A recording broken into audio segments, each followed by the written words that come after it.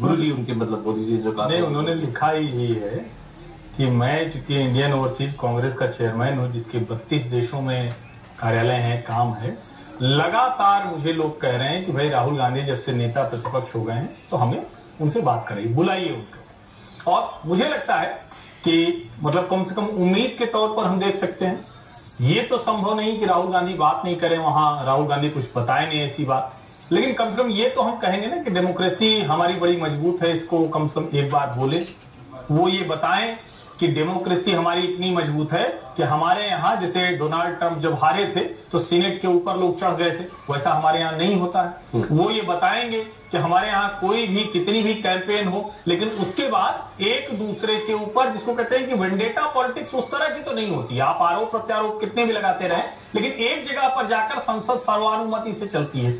हम अंतरराष्ट्रीय मुद्दों पर एक साथ खड़े होंगे, चाहे रशिया यूक्रेन का युद्ध हो या जो दूसरे युद्ध हो, चाहे बांग्लादेश के मसले पर हो, पूरी संसद ने एक स्वर से डॉक्टर जयशंकर के प्रस्ताव को स्वीकार किया। वो ये बताएंगे कि हमारे यहाँ जो मल्टी पार्टी डेमोक्रेसी है उसमें अलग अलग दलों के लोग अगर उनको लगता है किसी मुद्दे पर तो राज्यसभा यानी अपर हाउस में वो बिल पर अलग वोटिंग भी करते हैं। ये सब वो बताएंगे। अगर वो ये सब बताएंगे तब तो शायद कुछ सीख के जाएंगे। कहाँ आपने इच्छा सूची कब बनाई आपने? ये अभी बनाया। अरे भैया वो नेता प्रतिपक्ष है हमारे, आप मतलब आप वो ऐसे नहीं रहे ना। राहुल जी बदल गए हैं। देखिए राहुल जी बहुत मतलब मुझे लगता है कि इस बार थोड़ा सा कुछ तो बदले हुए दिखेंगे, वरना उनके पास वो जो कहने के लिए है तो अमेरिका अपनी डेमोक्रेसी तो बचा नहीं पा रहा है, हमारी क्या बचाएगा। और हमारी डेमोक्रेसी ओल्डेस्ट भी है, लार्जेस्ट भी है, इसमें कोई संदेह नहीं। और हम दुनिया को आज गाइडिंग लाइट के तौर पर दिख रहे हैं।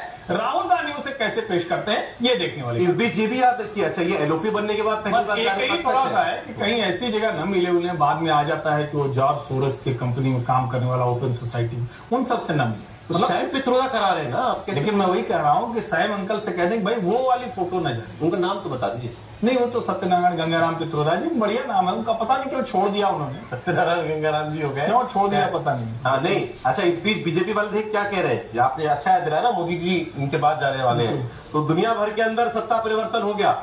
फ्रांस में सरकार चली गई, यूके में सरकार चली गई, ईरान तक में सरकार बदल गई, भारत में तीसरी बार नरेंद्र मोदी प्रधानमंत्री बन गए। तो उस कार्यक्रम में सारी बातें होंगी जिसमें भी वो गए थे ग्लोबल फिनटेक में, जिसमें वो मोदी जी कह के आए मैं चौथी बार भी आऊंगा, 2029 में भी आऊंगा। देव जी, राहुल जी से कुछ उम्मीद खास नहीं। देखिए ऐसा है कि 2017 से जब कांग्रेस ने देखा कि हमारी कहीं भी 2014 में हार के बाद से लगातार हार हो रही है और नरेंद्र मोदी विदेशों में भी जाकर के जो कुछ प्रेजेंट कर रहे हैं उससे दुनिया भर में जो हमारे भारतवंशी हैं वो भी सपोर्ट में खड़े हो रहे हैं। यहाँ भी तो 2017 से उनकी यात्रा शुरू कराई गई थी और उसके लिए सैम पित्रोदा को पहले विदेश भेजा गया था। लेकिन मैं पिछले बार की कुछ आपको स्टेटमेंट सुनाऊंगा इनके राहुल जी के।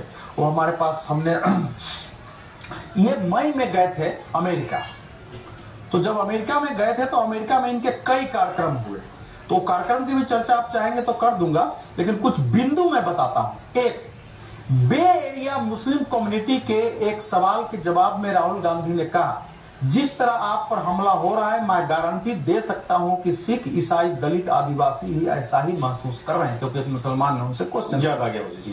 दूसरा, भारत में राजनीति के जो सामान्य टूल थे जैसे जनसभा, लोगों से बातचीत, रैली, वे अब काम नहीं कर रहे हैं। हमें राजनीति के लिए जिन संसाधनों की जरूरत पड़ती है उन्हें बीजेपी और आरएसएस नियंत्रित कर रहे हैं। हमको लोगों को धमकी दी जा रही है, एजेंसियों का इस्तेमाल किया जा रहा है। तीसरा, उन्होंने भाजपा ने पूरी कोशिश की कि मेरी भारत यात्रा को रोका जाए, उन्होंने पुलिस और एजेंसियों का इस्तेमाल किया, लेकिन वे अपनी हर बात में असफल हुए।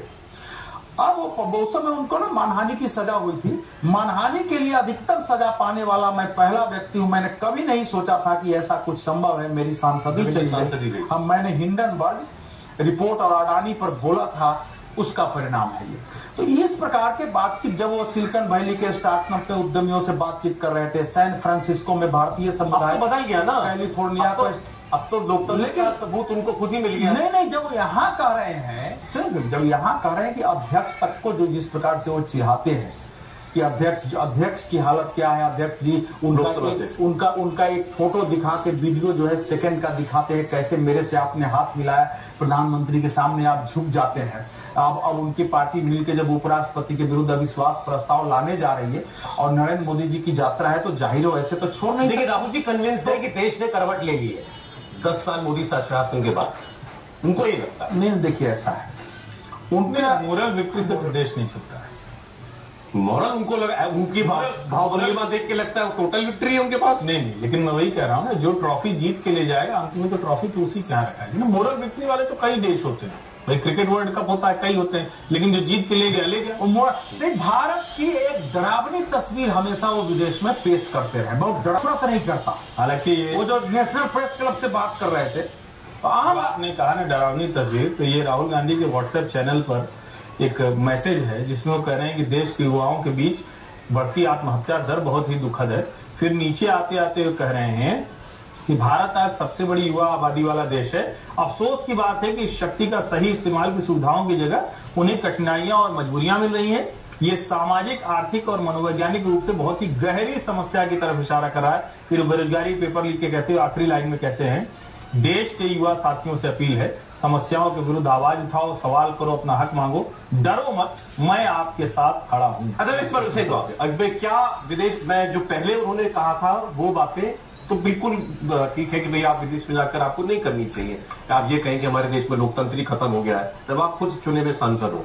लेकिन क्या अपने देश की प्रॉब्लम्स जाकर के बताना, बेरोजगारी, मेरे देश में बेरोजगारी है, या मेरे देश में जो है नौजवान हताश हो गए, वटेवर, क्या ये भी बाहर जाकर के करना, इसको भी आप गलत मानते हैं? नहीं, आप कोई प्रॉब्लम अगर आपको लग रहा है कि देश किसी समस्या से जूझ रहा है तो आपको बताना चाहिए कि ये समस्या है, हम मिलकर इस पर काम कर रहे हैं। आपको ये भी बताना चाहिए कि आज हिंदुस्तान दुनिया की तीसरी इकोनॉमी बनने की ओर अग्रसर है, 5वीं इकोनॉमी हम बढ़ चुके हैं। उनको ये भी बताना चाहिए कि डिजिटल ट्रांजेक्शन हिंदुस्तान के अंदर, दुनिया का 40% हिंदुस्तान के अंदर हो रहा है। उनको फिर ये भी बताना चाहिए कि रेल नेटवर्क में कैसा हुआ है, डेमोक्रेसी से लेकर क्या हुआ है, देश ने कितनी प्रगति की है। वो 2004 से लेकर 2014 तक का मनमोहन सिंह का कार्यकाल का उल्लेख कर सकते हैं, और 2014 से लेकर 2024 तक प्रधानमंत्री कार्यकाल का भी उल्लेख वो कर सकते हैं।